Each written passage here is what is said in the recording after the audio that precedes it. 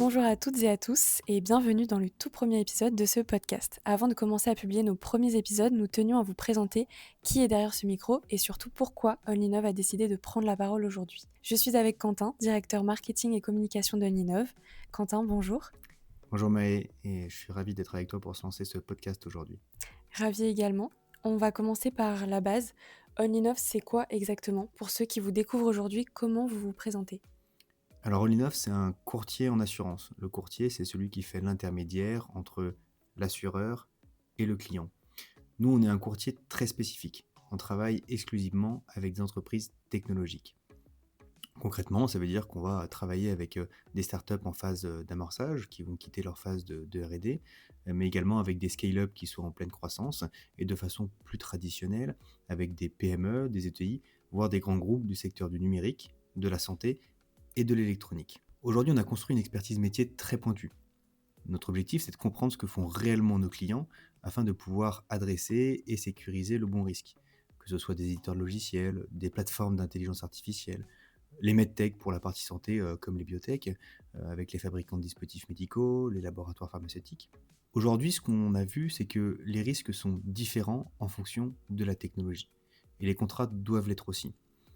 Tous nos courtiers sont avant tout des experts, bien évidemment, de la partie assurantielle, mais sont également en mesure de comprendre le métier du client pour pouvoir l'accompagner à chaque étape de développement et pouvoir lui trouver la couverture d'assurance qui soit adaptée à l'instant T. Justement, vous êtes positionné sur un marché très particulier. Pourquoi avoir choisi de vous spécialiser uniquement sur les entreprises tech? C'est quoi la différence avec un courtier généraliste, par exemple? La différence avec un courtier généraliste, elle est fondamentale et elle se voit concrètement dans toutes les situations que nous rencontrons au quotidien. Une entreprise technologique, c'est un modèle économique qui change vite et qui change beaucoup plus vite qu'une entreprise plus traditionnelle. Les revenus peuvent être récurrents, si on est en mode SaaS par exemple, ils peuvent être liés à des projets, les responsabilités contractuelles vis-à-vis des clients sont souvent très lourdes.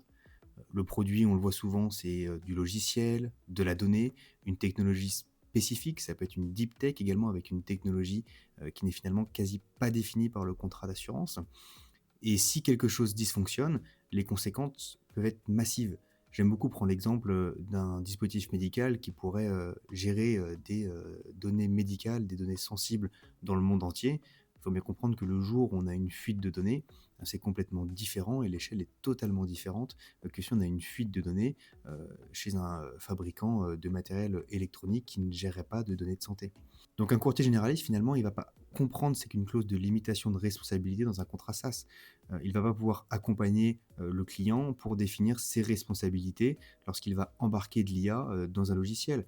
Et encore moins pouvoir l'accompagner lorsque les risques juridiques vont être nouveaux et que les polices standards ne les anticipent pas. Et chez Onlinov, chez nous, c'est notre quotidien. On a développé cette vraie culture des métiers du secteur technologique et c'est parce qu'on les comprend qu'on peut véritablement assurer les bons risques. D'accord. Et sur quoi accompagnez-vous concrètement vos clients? Alors plutôt que de parler de produits, nous on parle beaucoup d'étapes de croissance. On s'aperçoit que sur les entreprises technologiques, les étapes de croissance restent relativement similaires. On a véritablement une phase de R&D qui vient lancer le produit et on accompagne nos clients parfois dès leur phase de R&D, alors même qu'ils n'ont 0 euros de chiffre d'affaires. Une fois que la phase de R&D, on a la partie go-to-market et c'est là que le produit justement est lancé et va entraîner des risques qui sont différents. Il faut être en mesure, dès qu'on quitte cette phase de R&D, à pouvoir accompagner le client. Aujourd'hui, on conçoit, avec nos différents assureurs partenaires, plus de 20 contrats d'assurance qui sont spécifiques. Ils sont spécifiques en fonction du secteur d'activité, ils sont également spécifiques en fonction du chiffre d'affaires, des garanties souhaitées et des étapes de croissance. On va accompagner un client de façon totalement différente, qu'il soit en phase de développement aux États-Unis ou, comme je le disais tout à l'heure, en phase de go-to-market et en phase d'acquisition de ses premiers clients. Donc plus généralement, notre rôle, ça va être d'auditer la couverture existante, d'identifier les éventuels trous dans la raquette, pour ensuite construire une protection cohérente avec la réalité de l'entreprise, c'est une chose, mais surtout anticiper ses futures étapes de développement pour que l'assurance ne soit pas un frein à l'innovation et au développement, mais bien un accélérateur et un levier de croissance. Et ce podcast, il s'inscrit comment dans ce que vous faites? Pourquoi avoir voulu aller au-delà du conseil courtier client? Les entreprises technologiques, comme je le disais, elles évoluent dans un environnement qui se transforme en permanence. On a d'une part les réglementations qui changent. et qui change la chaîne de responsabilité. Je peux citer l'AI Act au niveau européen, la directive NIS 2 sur la partie cybersécurité. On a également les enjeux de financement. Les enjeux de financement sont une étape clé pour les entreprises technologiques qui sont quand même généralement férues de levée de fonds, qui vont rentrer régulièrement dans des processus d'IPO ou de LBO, et les modèles économiques bougent. Et comme ces modèles économiques bougent, les risques évoluent également. Et dans cet environnement, les dirigeants ont peu de temps pour se former. Finalement, le dirigeant, c'est la tête de pont de son produit, de sa technologie. Est-ce qu'il a une vraie connaissance assurantielle? Pas forcément, et généralement, ce n'est pas le cas.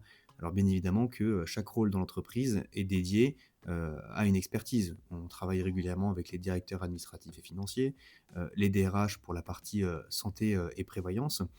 Et pour aller plus loin, l'objectif de ce podcast, c'est de pouvoir donner de l'information qui va permettre aux dirigeants de benchmarker et de recueillir des retours d'expérience. C'est une façon de créer un pont, d'amener des témoignages qui soient concrets, des analyses qui soient utiles et des retours de terrain qui permettent en quelque sorte d'avoir une checklist des actions à réaliser lorsqu'on a une entreprise technologique et qu'on fait face à des étapes de croissance qui nécessitent de calibrer et de mettre à jour ses contrats d'assurance. Chez Linov, on a la chance d'être en contact régulier avec l'écosystème technologique, et ces conversations nous apportent justement ce regard sur les évolutions tant du secteur que des évolutions liées au marché de l'assurance. Merci Quentin pour cette présentation, c'était très clair. Pour les auditeurs qui veulent en savoir plus sur Oninov, vous pouvez retrouver toutes les informations sur le site internet oninov.com, et vous pouvez aussi simuler votre tarif d'assurance directement en ligne, c'est gratuit, sans engagement et sans utilisation de vos données personnelles. Eh ben super, merci Maë pour ce premier épisode, et puis pour tous ceux qui nous écoutent, nous avons hâte de vous retrouver déjà pour le prochain épisode, et je suis sûr que le sujet vous parlera et parlera justement pour que vous puissiez l'adapter également au développement de votre entreprise. Merci et à très vite pour le prochain épisode.